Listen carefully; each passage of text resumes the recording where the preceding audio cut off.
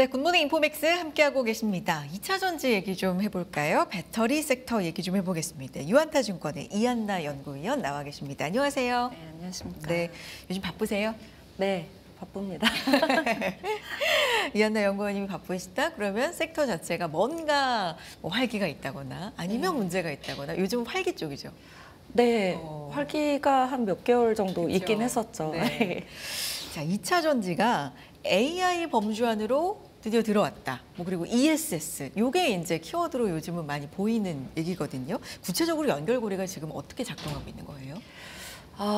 원래는 ESS가 한 2가지 정도로 이제 활용이 되는데 에너지를 저장하는 장치이기 때문에 정말 말 그대로 신재생 에너지하고 연관이 돼서 아무래도 태양광이다 하면 저희 낮에는 이제 빛이 있지만 밤에는 없잖아요. 이제 그럴 때 전력을 끌어쓰는 이런 용도가 이제 에너지 저장하는 용도가 하나 있는 거고. 저장해 놨다가. 네. 네. 두 번째는 다 상관이 없는데 갑자기 고출력이 들어오거나 문제가 들어왔을 때 기존의 뭐 천연가스라든지 뭐 이런 기존의 화석연료에 대한 이런 에너지원들도 갑자기 고출력이 들어오면은 문제가 생겨요. 반응 속도가 좀 느리기 때문에. 그러면은 저희가 한 번에 전력이 확 들어와야 되는데 반응 속도가 천천히 들어오면 공백이 생기잖아요. 이 공백을 메꿔주는 보조 장치 역할을 또 해줍니다. 요거를 이제 UPS라고 좀 하죠. 그래서 AI 데이터 센터가 되면서 기존의 데이터 센터 대비 출력 자체가 한 10배가, 8배에서 10배가 늘어난 거예요. 그러니 기존에 우리가 인프라로 이제 깔아놨던 그런 발전원과 송배전, 뭐 변압기 이런 것 가지고는 한계가 자꾸 생기는 거죠. 그래서 그런 보조 장치 역할도 좀 해주면서 이제 장기적으로 큰 데이터 센터에 조금 들어갈 때 신재생이나 이런 이제 신재생 에너지로 들어갈 때 에너지 저장도 하고 보조 장치의 UPS 역할도 하는 이 2가지의 역할로 연결이 된다고 보시면 될 것 같습니다. 그러니까 말씀하신 그 첫 번째 우리가 저장해 놨다가 이걸 쓴다라는 개념이 에너지 저장 장치라는 이름 안에서도 굉장히 이제 직관적으로 좀 드러나는 건데 이거 외에도 갑자기 고출력이 들어올 때 뭔가 문제가 생기지 않게 그 공백을 메워주는 것도 최근에는 작용을 한다. 뭐 이런 말씀이신데 그러면 이 데이터 센터에 이게 얼마나 많이 필요한가요? 전력망을 안정적으로 보조하는 역할을 한다는 건데 이 수요가 굉장히 엄청나다. 요게 최근에 생긴 스토리 라인인가요? 그렇죠. 왜냐하면 기존에 있었던 데이터 센터다 우리가 만약에 하이퍼스케일이다 초대형급이다 라고 했었던 것도 한 100메가와트 요 정도였었어요. 근데 요즘에 제일 많이 나오는 얘기가 기가와트급 얘기가 나오잖아요. 그러니까 여기에서도 느낄 수 있다시피 그냥 기본적으로 기가와트급으로 들어가는 겁니다. 그래서 이 엄청난 이런 기존에 있었던 데이터 센터도 업그레이드를 시켜야 되고 이제 AI 데이터 센터를 새로 지어야 되는 그리고 그에 맞게 또 인프라를 깔아야 되는 이런 흐름까지 좀 이어지고 있다라고 보시면 될 것 같습니다. 그러니까 그 말씀해주신 기가와트가 이제 최근에 굉장히 흔하게 보는 이 단위라고 해야 되나? 근데 이제 확 와닿지가 않아요. 요거를 좀 일상적으로 체감할 수 있게 설명을 만약에 해주신다면 메가와트, 기가와트 이건 뭐 어떻게 좀 체감을 해볼까요? 차이를? 이게 참 체감하기가 쉽진 않은데 원전의 느낌은 좀 아실 거 아니에요. 그러면 저희가 우리나라에서 지금 최신 원전이라고 하는 게 APR100이라고 있어요. 신고리 3, 4, 5기가 있는데 그거 딱 한 기 돌릴 때가 1.4기가입니다.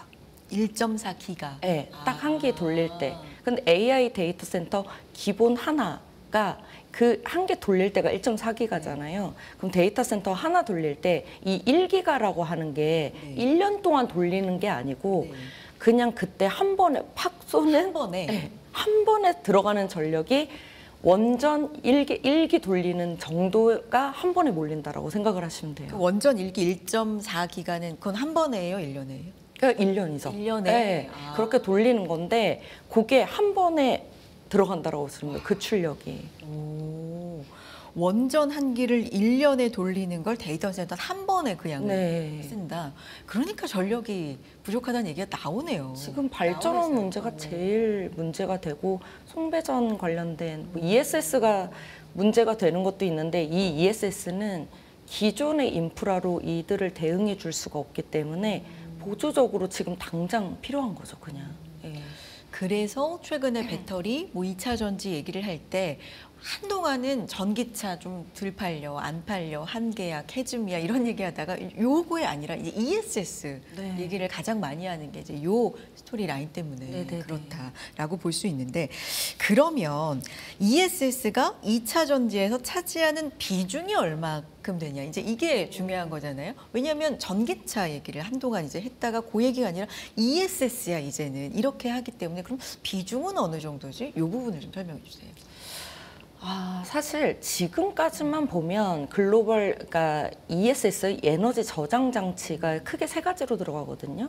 EV 들어가고 ESS 들어가고 그리고 수형, 네. 수형 전지 쪽으로 들어가는데 네.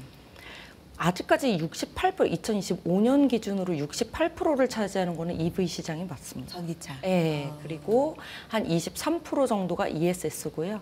이제 나머지가 이제 소형 전지 쪽이다라고 보시면 될 것 같은데. 수요의 그로스가 저희 2023년, 그러니까 2022년 10월에 저희 GPT가 처음 이제 발표가 되고 2023년부터 본격적으로 이제 GPT에 의해서 AI 시대가 열렸다라고 보고 있잖아요. 이제 그때부터 이제 계속 프로젝트 들어가고 하면서 이 연평균 성장률의 기준이 달라졌습니다. 그래서 EV 같은 경우에는 당장 내년으로 본다면 2026년으로 본다면 뭐 일부에서는 조금 수요도 감소가 되면서 한 20% 정도, 한 15%에서 17% 정도의 성장률을 보고 있거든요. 성장률이. 네. 그러니까 내년까지만 봤을 때 네. 올해 대비 내년 네. 이것보다 조금 내려올 수도 있다라는 얘기가 사실 있습니다. 네. 그런데 ESS는 46%를 보고 있습니다. 그래서 그 정도로 이제 성장률 자체가 좀 다르고요. 2030년까지 봤을 때는 ESS는 적어도 20% 이상의 연평균 성장률을 가져올 것이다라고 보고 있고 그것보다는 조금 아래로 EV 성장률을 보고 있다라고 보시면 될 것 같습니다. 그러니까 지금으로서 비중은 여전히 전기차, EV 쪽이 거의 70%에 육박하는 68%이지만 이게 내년 보고 연평균 성장으로 보면 EV는 최대 한 20%? 요거보다 낮아질 수도 있는데 성장률이 ESS 쪽은 46%까지 본다. 그럼 성장률은 한 2배 이상 네, 맞습니다. 차이가 나는 거네요. 네네. 그래서 이제 ESS를 주목한다 이런 말씀이신데 그래서 그런지 파나소닉 최근에 보면 컨퍼런스 콜에서 전기차 배터리 생산을 줄이고 향후 5년간 ESS 사업을 확대하겠다 이렇게 밝혔는데 이것도 같은 맥락일까요? 그렇죠. 네. 아무래도 EV 쪽은 특히나 파나소닉 같은 경우에는 미국에서 대부분 이제 생산을 하고 있기 때문에 지금 미국 내에 EV 수요는 지금 감소세로 보고 있잖아요. 이렇다 보니까 이제 ESS로 전환을 하겠다라는 얘기를 하고는 있습니다. 그럼 EV 수요가 줄고 아까 말씀해 주신 내년도 연평균 성장률도 EV 쪽은 한 20%, 근데 이게 조금 더 낮아질 가능성도 있고 ESS는 46%. 그럼 이게 EV는 성장률이 좀 둔화되는데 ESS만으로 계속해서 이걸 채워갈 수 있을까? 혹은 그 이상을 할 수 있을까에 대해서는 좀 긍정적인 건가요? 저희가 사실 네. 추정치가 천차만별입니다. 아. 그래서 각자 추정을 하는데 이게 도대체 얼마나 늘어날까? 그러니까 오히려 계속 높아지고 있다라고 보시는 게 맞을 것 같아요. ESS 쪽은? 네, 맞습니다. 네. 데이터 센터 수요도 계속적으로 이제 얘기가 나오고 있기 때문에 ESS는 지금 단기적으로 예를 들어서 천연가스의 인프라가 깔려야 돼요. 미국 기준으로 말씀드리면 천연가스 인프라가 다 되어 있는 곳도 아까 말씀드렸듯이 고출력 때문에 ESS가 필요하잖아요. 그런데 지금 주별로 전부 다 데이터 센터가 다 필요한 상황인데 인프라 투자가 안 되어 있는 경우들도 있어요. 그러면 천연가스를 인프라를 투자를 해서 프로젝트를 들어가면 8년 이상이 걸립니다. 당장 필요한데. 그리고 신재생은 5년 이상이 걸려요. 그럼 단기적으로 급하게 돌릴 수 있는 걸 최대한 막는 거거든요. 그래서 뭐 데이터 센터 한 건물 위에 뭐 태양광 패널을 막 설치를 한다면 ESS를 많이 넣고 이런 식으로 하지 않으면 심지어 엄청 비싼 수소연료 전지도 지금 잘 팔리고 있어요. 그거는 지금 저희 ESS도 가장 저렴한 LFP ESS로 하려고 하는 건데 이것도 공급해줄 업체가 굉장히 제한적이어서 중국을 제외하고는 지금 NCA, NCM과 같은 지금 파나소닉도 NCA잖아요. 네. 이런 3원계 ESS까지도 다 팔려나가는 추세고요. 거기에 수소연료 전지는 이 3원계 ESS보다도 한 2.5배가 비싼데도 네. 다 팔려나갑니다.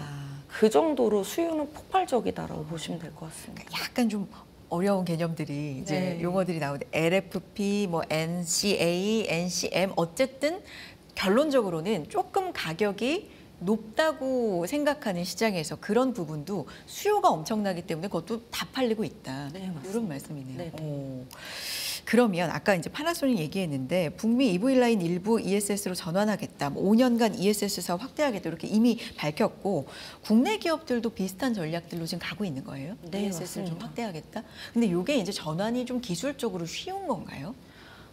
사실 소프트웨어보다는 하드웨어 쪽을 다 이제 바꾸는 거죠. 라인 자체가. 그러고 많이 유사한 부분들도 있긴 한데 사실 EV 전용 라인하고 ESS 전용 라인은 다소 좀 차이가 있기는 합니다. 그래서 사실 전환을 한다라는 것이 어떤 의미냐면 지금까지는 미국 내에 부지가 있고 건설까지는 돼 있는데 사실 막상 가동을 하려고 했을 때 그 수요가 그 정도로 꽉 차진 않았던 거예요. 그래서 라인이 들어온 디자인 캐파 대비 라인이 들어온 건 한 반 정도밖에 아직 안 들어왔습니다. 이제 그렇다 보니까 나머지에다가 전용 라인들을 조금 짓는 측면으로 간다라고 보시면 될 것 같고요. 그러니까 막상 해놨는데 다 차진 않았다. 네, 맞습니다. 그래서 그냥 그 전환이라는 게 JV의 이제 디자인 캐파였다 보니까 그 반절은 우리가 이제 활용을 하겠다 해서 그런 식으로 전용 라인을 좀 짓고 있다라고 보시면 될 것 같고요.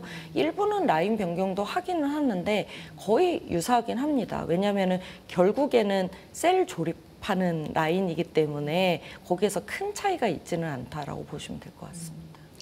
또 하나 이제 우리로서는 기회로 삼을 수도 있다라고 보여지는 부분이 중국 관련된 얘기인데 글로벌 ESS 시장 중국 기업 점유율이 어쨌든 아직까지 압도적으로 높잖아요. 근데 미국과 중국의 어떤 경쟁, 네, 그리고 미국의 중국 제재 뭐 이런 걸로 인해서 공급망을 자꾸 배제하려고 하니까 우리가 반사수혜를 받을 수 있다라는 논리도 최근에는 좀 작용하고 있는 것 같은데 이게 어느 정도까지 실효성이 있는 건지 좀 궁금하고. 사실 지금까지로만 보면 미국에서는 우리나라 기업들이 대부분 공급을 하기 시작했다라고 미국에서? 보시면 네, 맞습니다. 왜냐하면 그렇다고 당장 공급은 조금 어려웠었던 게 LFP, 그러니까 ESS에서 지금까지는 다들 3원계, 아까 말씀드렸던 NCM, NCA 같은 이런 비싼 배터리를 활용한 ESS만 있었던 거예요, 우리나라는. 근데 어쨌든 ESS는 저렴해야 되거든요. 그래서 LFP를 본격적으로 양산을 한 게 올해 6월부터이기 때문에 사실 그 전까지는 중국 기업들 것도 좀 많이 쓰고 우리나라 기업들이 만들어줄 때마다 이제 바로바로 가져가는 이런 흐름이었다고 보시면 될 것 같아요. 근데 지금 미국에서 심지어 뭐 예를 들어 JV인데 고션이라는 기업이 있어요. 고션이라는 기업이 JV 라인을 갖고 있었거든요. JV 라인이라는 건 조금 쉽게? 같이 조인트 벤처를 한 거죠. 네. 그래서 미국 쪽 지분이 미국 기업 지분이 8이고 이 고션 지분이 2였음에도 불구하고 안 된다 해서 퇴출을 시켰거든요. 그러니까 이것만 보더라도 진짜 제재가 심하다라고 보시면 될 것 같고, 예, 그 우려 외국인 기관이라고 해서 FEOC 기준도 점점점 높아지고 있어서 지금은 아직까지는 물론 지금 AI 데이터 센터가 너무 수요가 높다 보니까 우리나라 기업들이 공급을 맞춰주는데 한계가 있다면 좀 완화시킬 수도 있지 않을까라는 생각은 있어요. 그런데 아직까지는 기조가 굉장히 강하고 원자재 측면에서는 특히나 또 에너지 패권까지 겪고 있기 때문에 이게 미국에서의 우리나라 기업들의 점유율은 점차 확대될 것이고 2027년부터는 거의 이제 점유율을 대부분 가져가지 않을까 이렇게 보고 있습니다. 그럼 지금 한 분석 보면 북미 ESS 시장이 80% 이상, 뭐 85, 87까지도 보는데 중국 기업들이다. 그러면 2027년까지는 대부분 갈 건데, 그러니까 요 80% 넘는 거의 대부분을 말씀하신 걸까요? 아니면 뭐 역전 정도? 어떻게? 역전 정도로 역전 정도? 왜냐하면 이게 아직 그 증설 스케줄이 안 나왔잖아요. 증설은 안 하잖아요. 라인만 전환하잖아요. 그러니까 우리나라 기업들도 예전에 계속 지어놨다가 가동률이 안 돌았던 EV 라인 때의 생각이 있기 때문에 ESS를 그냥 무작정 늘리고자 하는 니즈는 아직 그렇게 많지는 않습니다. 그래서 지금 기준으로만 본다면 역전은 충분히 할 수 있다 정도로 보이고요. 정말 말 그대로 제조가 너무 세져서 증설까지 가야 되겠다라고 해서 발표를 하는 순간에는 나중에는 점유율을 진짜 가져가는 이런 흐름까지도 생각해 볼 수 있을 것 같습니다. 지금은 본격적이라기보다는 이런 계획과 어떤 기대감 네, 측면이 조금 더 많아졌다. 그럼 우리 기업들 간의 경쟁도 좀 심해지지 않을까요? 근데 그렇게 보기에는 라인을 전환을 할 때마다 전부 다 수주로 이어진, 그러니까 수주를 받은 만큼 다 라인 전환을 하는 겁니다. 그래서 아무래도 경쟁을 하려면 이제 같은 제품을 가지고 좀 경쟁을 하기 시작하는 2027년부터는 조금 경쟁이 본격화될 거라고 보고 있긴 한데 지금은 LFP ESS 양산이 제일 빨랐던 곳이 LG 에너지 솔루션이긴 해요. 그리고 내년까지도 삼성 SDI의 ESS는 NCA ESS로 들어가기 때문에 가격 차이가 좀 있기는 하죠.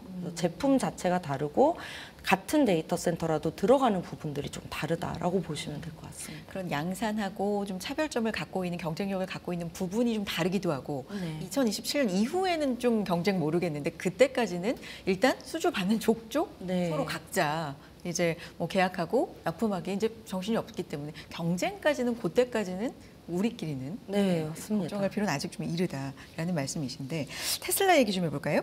태양광 발전 시스템과 ESS 이걸 하나로 묶어서 판매하는 민간 발전 패키지 1위 사업자로 독보적인 위치다. 이제 요 말씀도 이제 조금 추가로 생각을 해보셔야 되는 게 테슬라가 태양광 발전 시스템 ESS를 묶어서 패키지로 판매한다. 요 말씀부터 조금만 설명을 해주시면 좋을 것 같아요.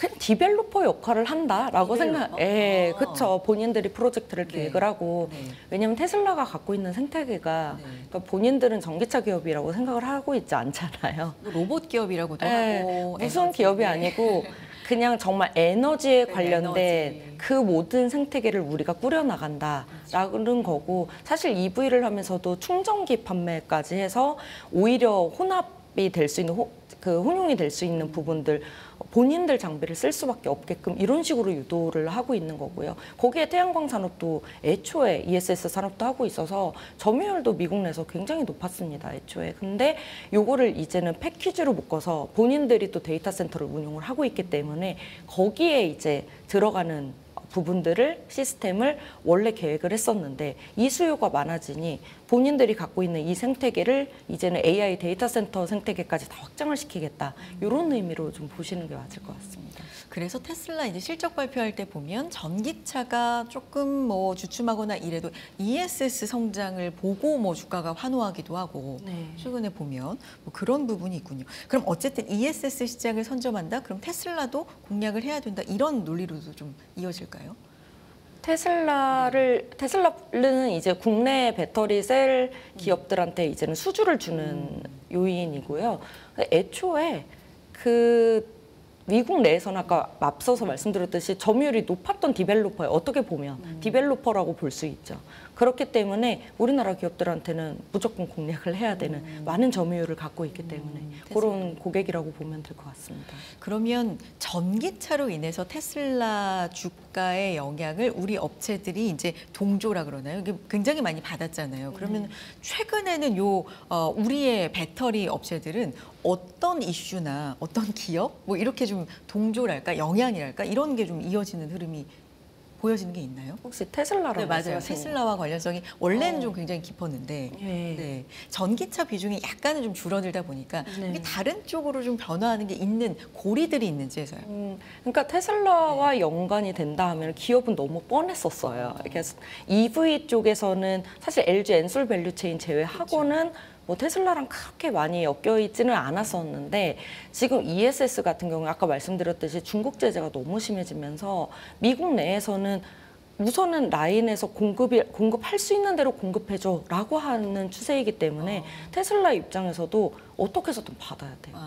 그러니까 최근에 이제 LG 에너지 솔루션이 먼저 테슬라로 추정되는 저희 북미 대표 고객사한테 이제 ESS 수주를 받았다라는 걸 시점으로 해서 지금 계속 그런 것들에 대한 가시성이 계속 추정이 되고 있죠. 이제 그런 것들 때문에도 주가로도 많이 연결이 됐다라고 보시면 될 것 같습니다. 연결고리는 늘 있지만 이게 이제 전기차냐, ESS냐 맞습니다. 이런 변화가 네. 조금은 세부적으로 있다. 수익성 측면에서는 어때요? ESS가 근데 조금 수익성 면에서는 전기차 관련 고리만큼은 못하다라는 걱정들도 좀 있었었기 때문에 아무래도 저렴하게 오래 디벨로퍼 입장에서는 배당받는 느낌으로 가야 되는 거기 때문에 안정성과 가격이 되게 중요하거든요. 네. 그런데 이제 원래는 그래서 한 미드싱글 그냥 한 5%, 4% 정도의 영업이익률을 우리가 생각할 수 있었는데 요거는 막상 내년에 가보긴 해봐야 됩니다. 왜냐하면 저희가 공급한 지가 얼마 안 됐고 미국이라는 곳에서 양산을 하고 있는 거기 때문에 고정비가 좀 많이 올라올 수도 있을 것 같아요. 그런데 지금 관계에서는 공급 제발 예전에 EV 때 미국 처음 들어갔을 때 제발 우리한테 공급해줘 라고 하면서 계약 기준이 사실 우리나라 기업들한테 유리하게 되어 있었거든요. 그게 좀 비슷한 흐름으로 가고 있다 보니까 좀 마진율도 어느 정도 좀 긍정적으로 받아올 수 있지 않을까 내년 정도까지는 아직까지는 그렇게 매해 추정을 좀 해야 될 것 같습니다. 그렇게 보고 있습니다. 위원님 이제 중요한 건 이제 투자자 입장에서는 주가 어디에 들어가셨느냐에 따라서 좀 수익률이 굉장히 다르겠지만 최근에 많이 올라왔어요. 그렇지만 이제 장기적으로 보면 아직은 좀 힘드신 분들도 있을 거고 그렇죠. 장기적으로 갖고 계신 분들. 근데 새롭게 이제 뭐 ESS 에너지가 이제 떠오르고 있고 어떤 관점으로 좀 보고 계세요? 근데 너무 또 급등을 하긴 했어요. 그런데 그리고 이제 3분기 실적까지는 좀 호실적이었었는데 4분기 때는 실적이 조금 저조하긴 합니다. 그럴 것 같고요. 그러면 일부 모멘텀이 좀 약화되는 거 아니냐. 그럼 주가적인 리스크 요인으로 충분히 작용할 수는 있는데 지금 말씀드렸듯이 ESS 쪽이 우리나라 기업들이 이제 라인을 전환하는 그 캐파 대비 수주가 아직 안 나왔어요. 그래서 수주 모멘텀이 계속 좀 이어질 것 같아서 그래서 내년까지는 ESS를 중심으로 해서 좀 주가 급등이 계속적으로 좀 이어지지 않겠느냐 이렇게 보고 있고요. 다만 조금 선별적으로 가져가야 될 것 같다. ESS 쪽에서도 LFP ESS가 아무래도 최우선적이기 때문에 LFP ESS의 대량 양산을 가장 먼저 갖추고 이제 고객사를 늘려나가는 이런 기업이 가장 좀 유리할 수 있겠다라고 보고 있습니다. LG엔솔 그러면 LG엔솔과 관련된 그런 서플라이 체인들 체인. 보시면 될 것 같습니다. 알겠습니다. 오늘 여기까지 들어야 되겠네요. 유한타증권의 이한나 연구위원 함께했습니다. 고맙습니다. 감사합니다. 금융투자로 돈 벌기 쉽지 않으시죠? 그런데 불가능한 것도 아니죠. 글로벌 IB 트레이더의 눈으로 본 더 넓은 금융의 세계, 그들의 투자의 기술 정말 궁금하지 않으십니까? 여러분들을 응원합니다.